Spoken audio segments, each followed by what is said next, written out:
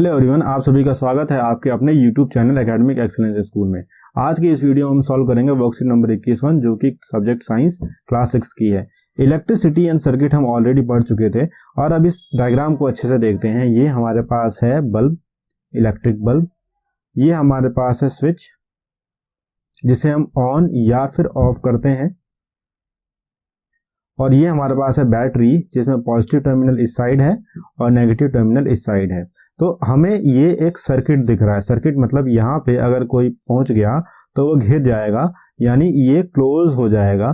तो इसे हम कहते हैं closed path of electric current. अगर closed path of electric current है तो इसे हम कहते हैं इलेक्ट्रिक सर्किट। आप इसको ध्यान में रखने के लिए इस तरीके से कर सकते हैं कि ये जो बाउंड्री है आपके पास, ये जो बाउंड्री है, इस बाउंड्री में अगर कोई बच्चा आ जाता है या कोई व्यक्ति आ जाता है तो ये वायर्स में जो करंट है इसको लांग के, इसको पार करके बाहर नहीं जा सकता। तो इस तरीके से आप समझ सकते हैं कि ये सर्किट जो है वह कंप्लीट तभी होगा जब ये पूर्ण रूप से क्लोज होगा, यानी बंद होगा। तो ये क्लोज्ड पाथ के कारण ही इसे हम सर्किट कह पाते हैं। तो इलेक्ट्रिक सर्किट कहते हैं the close path along which electric current can flow is called as close path. Electric switch जो है एक डिवाइस है, एक सिंपल डिवाइस है जो करंट को ऑन या ऑफ करता है। अगर करंट ऑन रहेगा तो बल्ब अच्छे से ग्लो करेगा, और करंट ऑफ रहेगा तो बल्ब ग्लो नहीं करेगा। ये आपको समझ में आना चाहिए। और यहाँ पे आपको एक बहुत इंपॉर्टेंट चीज बताई गई है कि करंट जो है वो हमेशा पॉजिटिव से नेगेटिव साइड की तरफ चलता है। करंट हमेशा पॉजिटिव टर्मिनल से नेगेटिव साइड की तरफ चलता है। तो कम ऑन, करंट जो है हमेशा पॉजिटिव टर्मिनल से नेगेटिव साइड की तरफ चलता है। इस बात का आपको ध्यान रखना है। आपने देखा होगा कि कुछ चीजों में करंट नहीं जाता है और कुछ चीजों में करंट जाता है। जिन चीजों में करंट नहीं जाता है उनको हम कहते हैं इंसुलेटर, जैसे कॉम्ब हो गया, कंघी हो गई, या प्लास्टिक हो गया, या फिर पॉलिथीन हो गया। इन सब में करंट नहीं जाता है तो इन मटेरियल को हम कहते हैं इंसुलेटर।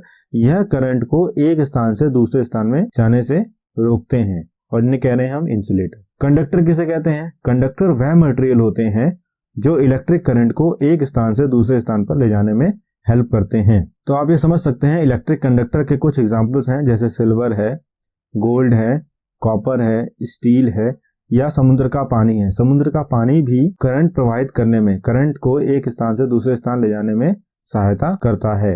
इंसुलेटर की बात करें, जो करंट को एक स्थान से दूसरे स्थान पर नहीं लेके जाते, उसमें है रबड़, ग्लास, ऑयल, डायमंड और ड्राई वुड। लकड़ी अगर सूखी हुई है तो इसमें करंट पास नहीं होता। अगर लकड़ी गीली है, गीली का अर्थ है ये पानी में डूबी हुई है, या फिर तुरंत ही हम किसी पौधे से तोड़ के इसको लेके आए हैं, तो उस लकड़ी में करंट पास होता है। तो कई बार लिखा होता है वुड, वुड का मतलब ड्राई वुड माना जाता है, इसलिए उसमें करंट पास नहीं होता। लेकिन अगर यह वेट वुड होगा, वेट वुड होगा, तो इसमें करंट पास होता है।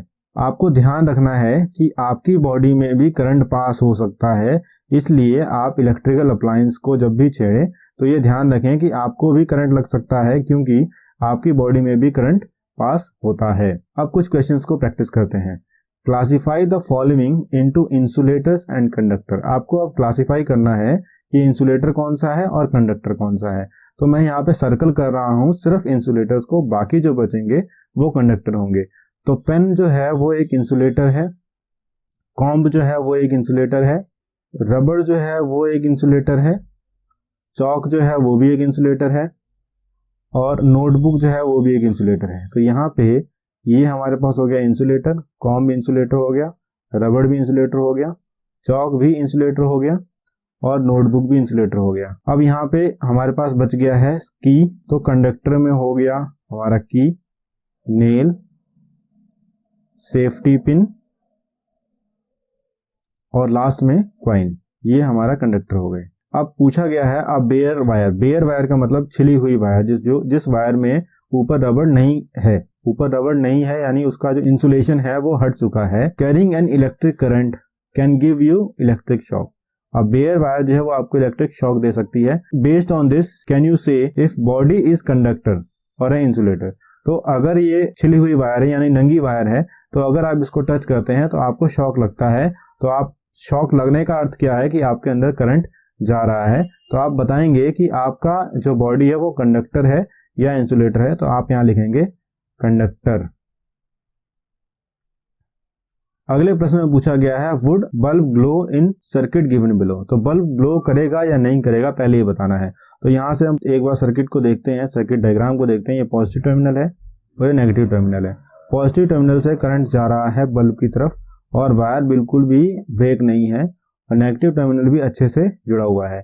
तो यहाँ वायर जो है वो अच्छे से लगे हुए हैं और बैटरी के साथ कनेक्टेड है, इसका मतलब बल्ब ग्लो करेगा अच्छे से। तो यहाँ पे लिखेंगे ग्लो करेगा, ग्लो करेगा। और यहाँ पे लिखा है क्यों ग्लो करेगा, क्योंकि सर्किट जो है, circuit is complete, circuit complete है, इस कारण से बल्ब ग्लो करेगा। Thanks for watching. Do like, share, comment and subscribe our channel for further learning. आप इस चैनल को सब्सक्राइब कर लीजिए ताकि अगली वर्कशीट को जैसे ही मैं सॉल्व करूं तो आपको नोटिफिकेशन पहुंच जाए कि आपकी वर्कशीट सॉल्व हो गई है।